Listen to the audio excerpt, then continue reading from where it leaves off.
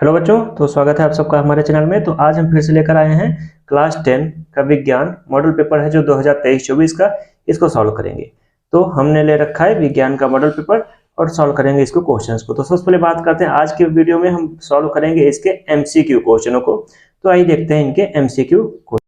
तो देखते हैं इसका पहला एमसीक्यू है। इसका पहला एमसीक्यू कह रहा है दो पृष्ठों से घिरा हुआ कोई पारदर्शी माध्यम जिसका एक या दोनों पृष्ठ गोलीय हो। तो कह रहा है पृष्ठ गोलीय हो, तो पृष्ठ गोलीय तो हमारा लेंस का भी हो सकता है, दर्पण का भी हो सकता है, लेकिन साथ में कह रहा है पारदर्शी माध्यम। तो अगर पारदर्शी माध्यम की बात कर रहा है तो पारदर्शी माध्यम पे वह लेंस ही हो सकता है। तो यह हमारा क्या होगा, गोलीय लेंस। तो इसका सी ऑप्शन हमारा क्या हो जाएगा, सही हो जाएगा।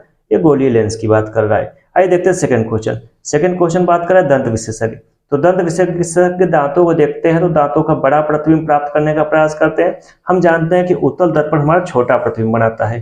तो बड़ा प्रतिबिंब के लिए हमें क्या चाहिए होगा, बड़ा प्रतिबिंब के लिए हमें चाहिए होगा अवतल दर्पण।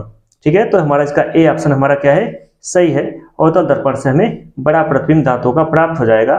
तो दंत विशेषज्ञ हमारे अवतल दर्पण का प्रयोग करते हैं दांतों को देखने के लिए। तीसरा क्वेश्चन देखते हैं। तीसरा क्वेश्चन क्या कह रहा है, किसी उत्तल लेंस के सामने 2f और अनंत के बीच कोई बिंब वस्तु पे रखा गया है, इसका प्रतिबिंब कहां बनेगा। तो अगर हम बात करें उत्तल लेंस की तो ये हमारा, अगर हम देखें उत्तल लेंस है, उत्तल लेंस ये हमारा f और ये 2f। तो कह रहा है कि 2f और अनंत, मतलब कि अनंत, इसके बीच अगर कोई प्रतिबिंब बिंब रखा है तो उसका प्रतिबिंब कहां बनेगा। हम जानते हैं जो अनंत से आने वाली किरणें होती हैं उत्तल लेंस से समांतर होकर उसके फोकस से गुजरती हैं, और दूसरा हमारी जो वक्रता ये केंद्र से किरणें जाएंगी वो सीधे चली जाएंगी, जो हमारी टकराएंगी हमारी F2 और 2F2 के बीच में, F2 और 2F2 के बीच में टकराएंगी। तो इसका हम देख पा रहे हैं हमारा वास्तविक उल्टा छोटा प्रतिबिंब प्राप्त होगा। वास्तविक उल्टा और छोटा प्रतिबिंब प्राप्त होगा। इसका ए ऑप्शन हमारा सही है, वास्तविक उल्टा व छोटा प्रतिबिंब प्राप्त होगा। नेक्स्ट क्वेश्चन कह रहा है मानव नेत्र अभिनेत्र लेंस की फोकस दूरी को समायोजित करने के लिए विभिन्न दूरियों पर रखी वस्तुओं का फोकसित करता है। तो फोकसित कौन करता है, हमारा पश्चमाभी मांसपेशियां नेत्र लेंस को नियंत्रित करती हैं। अगर यहाँ पे नेत्र लेंस की बात करें तो जो नेत्र लेंस होता है हमारा कुछ इस प्रकार का होता है।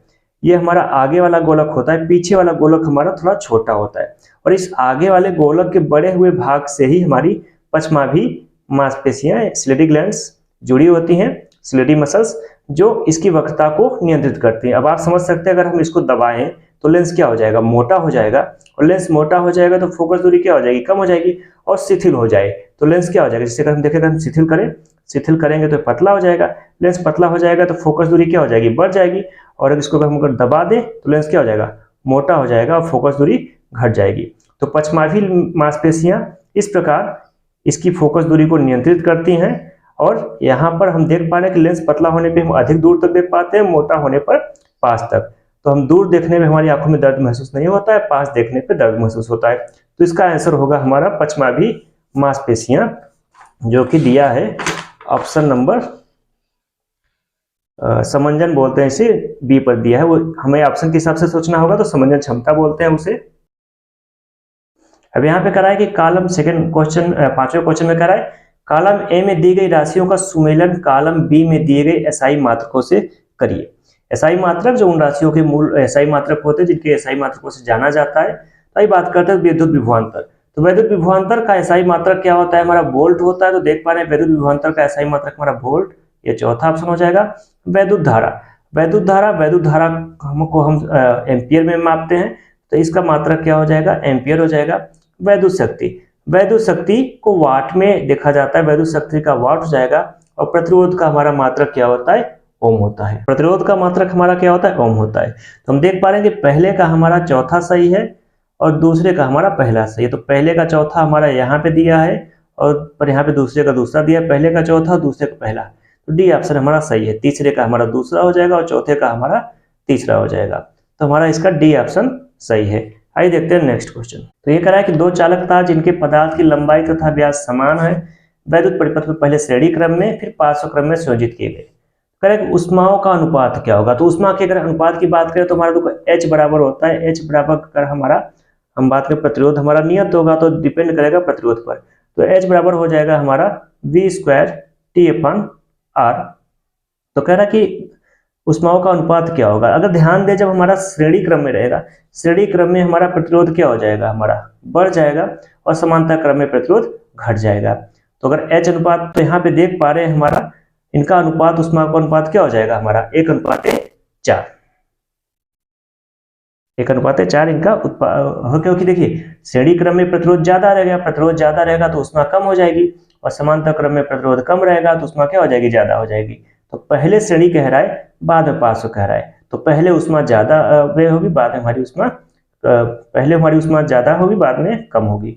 1:4 इसका आंसर हो जाएगा। नेक्स्ट क्वेश्चन कह रहा है किसी धारावाही सीधी लंबी परिनालिका के भीतर चुंबकीय क्षेत्र।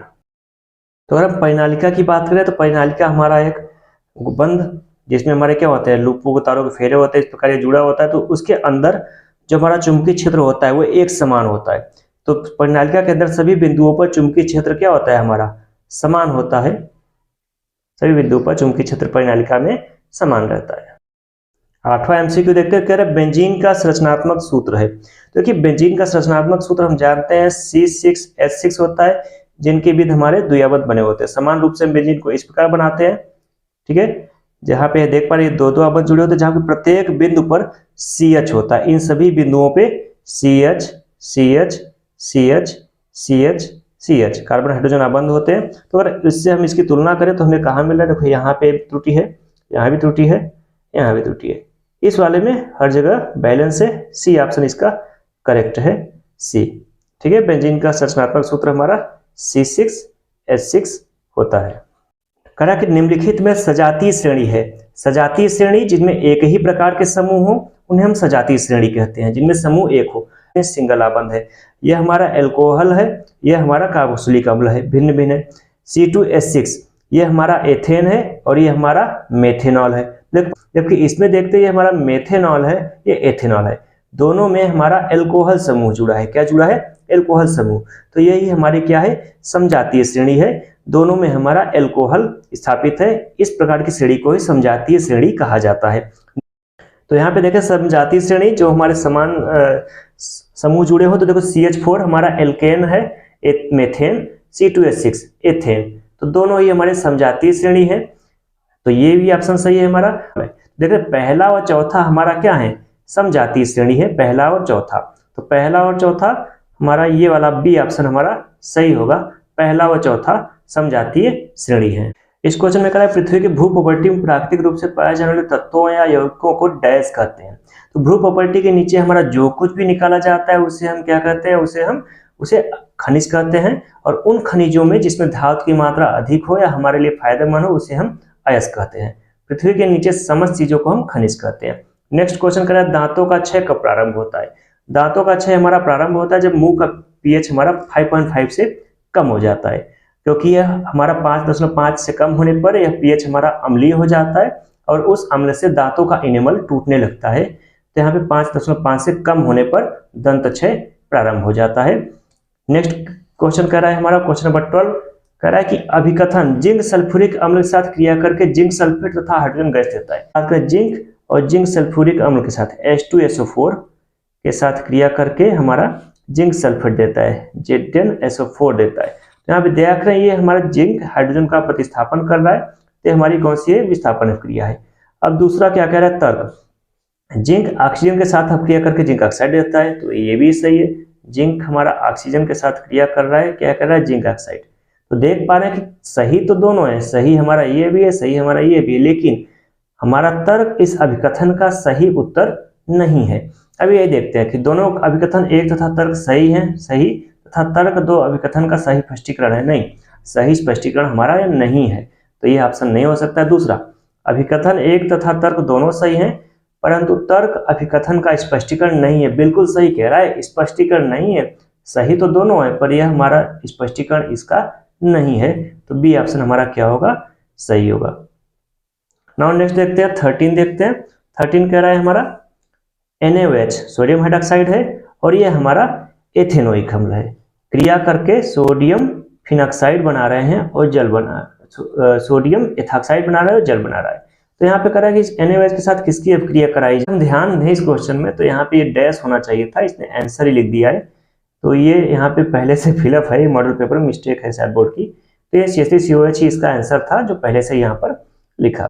अंतः शोषण, अंतः शोषण में हम हवा सांस के माध्यम से, नाक के माध्यम से शरीर के अंदर लेते हैं। सही मार्ग कौन सा है? तो जब हम सांस लेते हैं सबसे पहले हवा हमारी कहाँ जाती है? नासा द्वार में जाती है, सही बात है। नासा द्वार, नासा मार्ग, ये दोनों हमारे, देखिए अगर यहाँ पे बात करें तो नासा मार्ग, नासा द्वार सही हो सकता है। आगे बात करें कंठ है, नासा द्वार है। तो पहले में तो ज्यादातर ऑप्शन हमारे सही है। दूसरा ऑप्शन देखते हैं, इसमें कंठ कह रहा है, नासा द्वार, नासा द्वार। अब कंठ के बाद नासा द्वार तो आएगा नहीं, तो सी ऑप्शन तो हमारा निकल गया बाहर। ठीक है, अब बात करते हैं अगर तीसरे ऑप्शन की, तो ग्रसनी, श्वास नली, ग्रसनी, कंठ।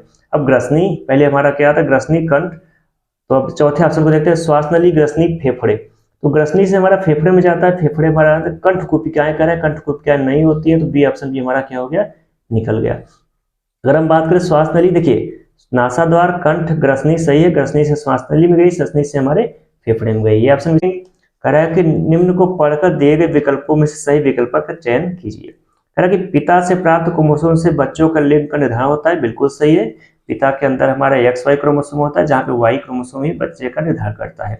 मानव में कुल 46 गुणसूत्र होते हैं, जिसमें 23वां जोड़ा लिंग निर्धारण का कार्य करता है, जो नर में XY होता है, मादा में XX होता है। अब बात कर रहा है कि कारण दिया है, पुरुष में X और एक Y गुणसूत्र होता है, बिल्कुल सही कारण है। कथन भी सही है, कारण भी सही है। आइए देखते हैं, कथन और कारण दोनों सत्य है और कारण कथन की सही व्याख्या करता है, तो यही ऑप्शन हमारा सही है। तो नीचे को हमको ध्यान ही नहीं देना है। आइए नेक्स्ट फिगर की बात करते हैं। कह रहा है कि विद्युत आवेग के प्रवाह की सही दिशा कौन सी है? तो ये देखें, ये हमारी जड़ होती है, यहाँ से आवेश लेता है, ये इसको देता है। तो अगर हम बात करें, इधर देखो एरो बनाए, इस प्रकार से हमारे ये आवेश जा रहे हैं यहाँ से यहाँ, इसमें क्या, लेकिन ये दोनों जुड़े नहीं है। इसके आगे हमारी अगली द्विमिका जुड़ी रहेगी, या द्विमिका हो रहा है, ये हमारा ए ऑप्शन सही है। यहाँ पे दिशा की देखें, दिशा दी बनाई है, दिशाओं का फ्लो बता रहा है कि आवेग किस तरफ से किस तरफ की ओर गति कर रहे हैं। ये 16 का हो गया। नेक्स्ट करा, थायरॉक्सिन के बारे में कौन सा कथन सही नहीं है? तो थायरॉक्सिन कौन सा कथन सही नहीं? थायरॉक्सिन के संश्लेषण के लिए लौह आवश्यक होता है, नहीं लौह, ये तो गलत है सर। या शरीर में कार्बोहाइड्रेट, प्रोटीन और वसाओं के उपापचय का नियमन करता है, हाँ उपापचय करता है थायरॉक्सिन। तो ये ऑप्शन हमारा क्या है? सही है। थायरॉक्सिन के संश्लेषण की थायराइड ग्रंथि को आयोडीन की आवश्यकता होती है, ये भी सही है हमारा। थायरॉक्सिन को थायराइड हार्मोन भी कहते हैं, ये भी सही है। दीजिए इसमें कौन सा सही नहीं है कह रहा है, तो 3 सही है, तो ये पहला वाला हमारा क्या हो गया? गलत। तो इसके अगले पार्ट में हम लोग इनके वर्णात्मक प्रश्नों को हल करेंगे। तो वीडियो को लाइक करिएगा, सब्सक्राइब करिएगा, साथ में अपने फ्रेंडों को शेयर करिएगा। तो वीडियो कैसा लगा कमेंट में जरूर बताइएगा। धन्यवाद।